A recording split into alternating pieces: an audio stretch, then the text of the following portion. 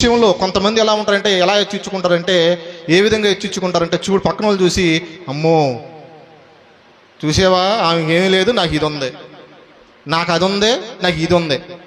చూడండి, అంటే ఇది తెలియకుండా మనలోకి ప్రవేశించిద్ది. ఎప్పుడంటే నీకు దేవుడు అనేక శ్రమలు పెట్టి, అనేకమైన విధానంలో నువ్వు ఉండి, శ్రమలో నీకు వచ్చినప్పుడు, శ్రమల్లో అనేక బాధలు పడి, కష్టాలు పడి, ఆ శ్రమల్లోనే నువ్వు నుంచున్నప్పుడు దేవుడు నిన్ను ఆశీర్వదిస్తాడు. ఖచ్చితంగా ఆశీర్వదించినప్పుడు ఆశీర్వాదంలో ఏమొచ్చిందంటే గర్వం వచ్చేసింది, అంటే ఈ హెచ్చించుకునే స్వభావం వచ్చేసింది ఆటోమేటిక్గా.